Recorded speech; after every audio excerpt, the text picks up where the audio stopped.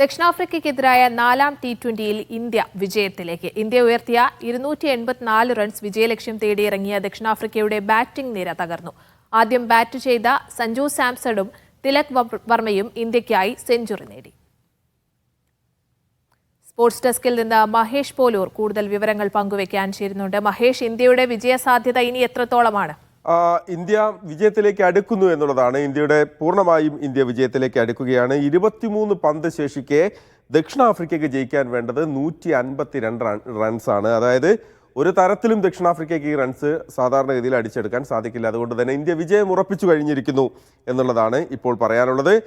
8 വിക്കറ്റുകൾ ദക്ഷിണാഫ്രിക്കയ്ക്ക് നഷ്ടപ്പെട്ടിരിക്കുന്നു. 134-ന് 8 വിക്കറ്റ് എന്നുള്ള നിലയിലാണ് ദക്ഷിണാഫ്രിക്ക ഉള്ളത്.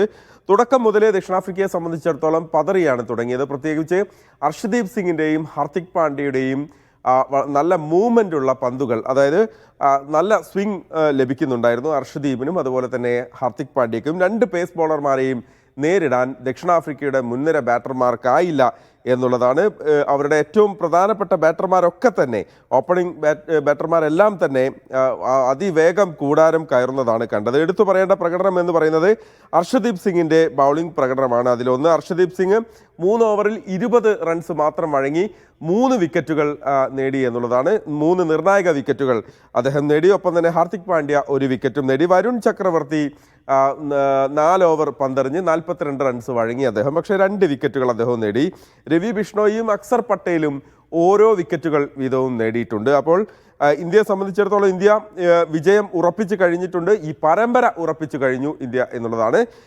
മഹേഷ്, അതേസമയം തന്നെ ഇന്നിപ്പോൾ ഈ മത്സരം വിലയിരുത്തുമ്പോൾ സഞ്ജു സാംസന്റെയും തിലക് വർമ്മയുടെയും പ്രകടനം പറയാതെ വയ്യല്ലോ. തീർച്ചയായും ഇന്ത്യയുടെ ഇന്നത്തെ മത്സരം അവിസ്മരണീയമാക്കിയത്, അതല്ലെങ്കിൽ ഇന്ത്യയുടെ ഒരു അസാമാന്യ പ്രകടനം എന്ന് പറയുന്നത് ഇന്ത്യൻ ബാറ്റർമാർ തന്നെയാണ്. അതിൽ ഏറ്റവും എടുത്തു പറയേണ്ടത് മലയാളികളുടെ പ്രിയപ്പെട്ട താരം സഞ്ജു സാംസന്റെ പ്രകടനം തന്നെയാണ്. 109 റൺസ് സഞ്ജു സാംസൺ ഇന്ന് നേടി. 56 പന്തിൽ 9 സിക്സറുകളുടെയും 6 ബൗണ്ടറികളുടെയും സഹായത്തോടു കൂടിയാണ് അദ്ദേഹം 109 റൺസ് എടുത്തത്. സഞ്ജു സാംസന്റെ പ്രകടനം നമുക്കറിയാം. അവസാന പരമ്പരയിൽ ബംഗ്ലാദേശിനെതിരായ അവസാന മത്സരത്തിൽ സെഞ്ചുറി നേടുന്നു. പിന്നീട് ദക്ഷിണാഫ്രിക്കയിലെത്തി ആദ്യ മത്സരത്തിൽ അവിടെയും സെഞ്ചുറി നേടുന്നു. പക്ഷേ തുടർച്ചയായി 2 മത്സരങ്ങളിൽ അദ്ദേഹം റൺ എടുക്കാതെ പുറത്താകുന്നു. സഞ്ജുവിൻ്റെ ആരാധകർ നിരാശയിലാകുന്നു. പക്ഷെ അതിനുശേഷം ആ തിരിച്ചടിക്ക് ശേഷം സഞ്ജു തിരിച്ചു വന്നൊരു മത്സരമാണ് നമ്മൾ കണ്ടത്. വളരെ കരുതലോട് കൂടി എന്നാൽ അതിവേഗം റൺസ് കണ്ടെത്തി. 2 തവണയും അദ്ദേഹത്തെ പുറത്താക്കിയ മാർക്കോ യാൻസൺ ഉൾപ്പെടെയുള്ള ദക്ഷിണാഫ്രിക്കൻ ബൗളർമാരെ അനായാസമായി സഞ്ജു സാംസൺ നേരിടുന്നതാണ് ഇന്ന് കണ്ടത്. സഞ്ജുവിൻ്റെ എല്ലാ മികച്ച ഷോട്ടുകളും, പ്രത്യേകിച്ച് അദ്ദേഹത്തിൻ്റെ കവർ ഡ്രൈവുകൾ, അദ്ദേഹത്തിൻ്റെ സ്ക്വയർ ലെഗിലുള്ള ഷോട്ടുകൾ, അതുപോലെ തന്നെ ഡീപ്പ് കവറിന് മുകളിലൂടെയുള്ള അദ്ദേഹത്തിൻ്റെ സിക്സറുകൾ, അങ്ങനെ അദ്ദേഹത്തിൻ്റെ സ്വതസിദ്ധമായ ബാറ്റിംഗ് ശൈലിയിൽ പിറക്കുന്ന എല്ലാ മികച്ച ഷോട്ടുകളും ഇന്ന് പിറന്നു എന്നുള്ളതാണ്. അതോടൊപ്പം തന്നെ എടുത്തു പറയേണ്ടത് തിലക് വർമ്മയുടെ അതിവേഗ സെഞ്ചുറിയാണ്. 41 പന്തിൽ തിലക് വർമ്മ ഇന്ന് സെഞ്ചുറി നേടി. കഴിഞ്ഞ മത്സരത്തിലും ദക്ഷിണാഫ്രിക്കയ്ക്കെതിരെ നിർണായകമായ സെഞ്ചുറിയൻ മത്സരത്തിലും തിലക് വർമ്മ സെഞ്ചുറി നേടിയിരുന്നു. അന്നും മികച്ച വെട്ടിക്കെട്ട് ബാറ്റിംഗ് അന്ന് അദ്ദേഹം പുറത്തെടുത്തു. ഇന്നും അദ്ദേഹം 41 പന്തിൽ അദ്ദേഹം സെഞ്ചുറി നേടി. 120 റൺസ് 47 പന്തിൽ 2 ബാറ്റർമാരും സെഞ്ചുറി നേടിയ 2 താരങ്ങളും ഇന്ന് പുറത്തായിട്ടില്ല എന്നുള്ളതാണ്. ഇരുവരും ചേർന്ന് 2ാം വിക്കറ്റിൽ പടുത്തുയർത്തിയ 210 റൺസിന്റെ കൂട്ടുകെട്ട് ഇന്ത്യയുടെ ക്രിക്കറ്റ് ചരിത്രത്തിൽ, T20 ചരിത്രത്തിൽ അവിടെ എഴുതി വെക്കപ്പെടുകയാണ്. മായ്ക്കാനാകാത്ത വിധം എഴുതി വെക്കപ്പെടുകയാണ്. കാരണം അതൊരു റെക്കോർഡാണ്. 2ാം വിക്കറ്റിൽ ഏറ്റവും ഉയർന്ന സ്കോർ, ഇന്ത്യയുടെ ഏറ്റവും മികച്ച പാർട്ട്ണർഷിപ്പ് എന്നുള്ള രീതിയിൽ. മറ്റൊരു പ്രധാനപ്പെട്ട കാര്യം, 23 സിക്സറുകളാണ് ഈ 2 പേരും കൂടി ചേർന്ന് നേടിയത്. ഇന്ത്യയുടെ ബാറ്റർമാർ ആകെ നേടിയത് അതും ഒരു റെക്കോർഡാണ്. ഒരു ഇന്നിങ്സിൽ ഏറ്റവും കൂടുതൽ സിക്സറുകൾ പിറന്നതും ഇന്നാണ്. 23 സിക്സറുകൾ, അതും ഈ മത്സരത്തിൽ ഇന്ത്യയെ സംബന്ധിച്ചിടത്തോളം ഒരു റെക്കോർഡാണ്. തിലക് വർമ്മയും സഞ്ജു സാംസണും അനായാസമായാണ് ദക്ഷിണാഫ്രിക്കൻ പേസ് ബോളർമാരെയും സ്പിന്നർമാരെയും നേരിട്ടത്. അഭിഷേക് വർമ്മ 18 പന്തിൽ 36 റൺസ് എടുത്ത് തുടക്കത്തിലെ ഇതാണ് ഞങ്ങളുടെ വഴി എന്ന് അഭിഷേകും പറയുന്നുണ്ടായിരുന്നു. അപ്പോൾ സഞ്ജുവിൻ്റെയും അഭിഷേകിൻ്റെയും തിലക് വർമ്മയുടെയും ബാറ്റിംഗ് കരുത്തിലാണ് ഇന്ത്യ 283 റൺസ് എന്ന പടുകൂറ്റൻ സ്കോറിലേക്ക് എത്തിയത്. T20 ചരിത്രത്തിൽ ഇന്ത്യയുടെ ഏറ്റവും മികച്ച 2ാമത്തെ സ്കോറാണ് ഇന്ന് പിറന്നത്. സ്നേഹ, അതോടൊപ്പം തന്നെ ഈ പരമ്പരയിലെ ഇന്ത്യയുടെ പ്രകടനം എങ്ങനെ വിലയിരുത്താം? തീർച്ചയായും പരമ്പരയിൽ ഇന്ത്യയെ സംബന്ധിച്ചിടത്തോളം ടെസ്റ്റ് ക്രിക്കറ്റിൽ കഴിഞ്ഞ ടെസ്റ്റിൽ ന്യൂസിലൻഡിനെതിരെ ഇന്ത്യയുടെ മണ്ണിൽ പരാജയപ്പെട്ട് നിൽക്കുമ്പോഴാണ്, സങ്കടപ്പെട്ട് ക്രിക്കറ്റ് ആരാധകർ നിൽക്കുമ്പോഴാണ് ഇന്ത്യ ദക്ഷിണാഫ്രിക്കയ്ക്ക് വണ്ടി കയറുന്നത്.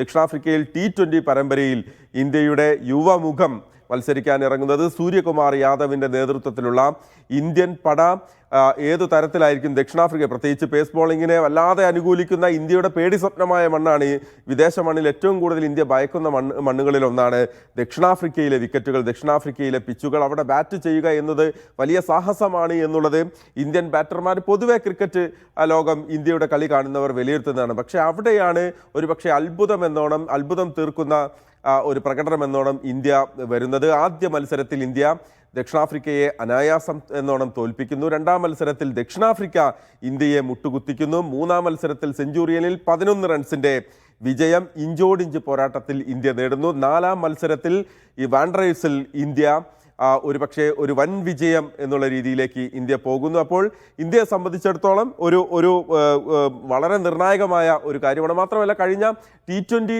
ലോകകപ്പിൻ്റെ ഫൈനലിൽ ദക്ഷിണാഫ്രിക്കയോടുള്ള മത്സരം നമുക്ക് ഓർമ്മയുണ്ട്. ആ മത്സരത്തിൽ അവസാന നിമിഷം ഇന്ത്യ ജയിച്ചപ്പോൾ ഭാഗ്യം കൊണ്ടാണ് ഇന്ത്യ അന്ന് ജയിച്ചത് എന്ന് പറഞ്ഞവർക്കുള്ളൊരു മറുപടി കൂടിയാണ് ഇത്രയും ആധികാരികമായ ജയം എന്ന് ഒരു പരമ്പര നേട്ടത്തിലേക്ക് ഇന്ത്യ എത്തുന്നത് എന്ന് പറയാം. എന്തായാലും ഇപ്പോൾ കണക്കിലെ കാര്യങ്ങൾ നോക്കുകയാണെങ്കിൽ ഇന്ത്യ പരമ്പര നേടിക്കഴിഞ്ഞു എന്ന് തന്നെ നമുക്ക് പറയാം. കാരണം ഇനി 18 പന്തുകൾ മാത്രമാണ് ശേഷിക്കുന്നത്. ഈ 18 പന്തിൽ 143 റൺസ് വേണം. ഒരു തരത്തിൽ കൂട്ടിയാൽ പോലും ദക്ഷിണാഫ്രിക്കയ്ക്ക് അത് മറികടക്കാനാകില്ല. അപ്പോൾ പരമ്പര ഇന്ത്യ സ്വന്തമാക്കി എന്ന് പറയാം. ഇനി ടെക്നിക്കലി ഒരു 18 പന്തുകൾ കൂടി ഇന്ത്യ എറിഞ്ഞു തീർക്കണം. ഒരു പക്ഷേ അതിനിടയ്ക്ക് ഒരു 2 വിക്കറ്റുകൾ കൂടി നേടിയാൽ അവരെ പൂർണ്ണമായും പുറത്താക്കിക്കൊണ്ടുള്ളൊരു വിജയം ഇന്ത്യയുടെ ഭാഗത്ത് നിന്ന് ഉണ്ടാകും എന്നുള്ളതാണ്. നമ്മളിപ്പോൾ സംസാരിക്കുന്ന സമയത്ത് അവിടെ ഒരു അറ്റംപ്റ്റ് അവിടെ തിലക് വർമ്മയുടെ ഭാഗത്ത്, അതൊരു ക്യാച്ചാണ്. നമ്മളിപ്പോൾ സംസാരിക്കുന്ന സമയത്തും അവിടെ ഒരു തിലക് വർമ്മയുടെ മനോഹരമായ ഒരു ക്യാച്ച് നമുക്കവിടെ കാണാം.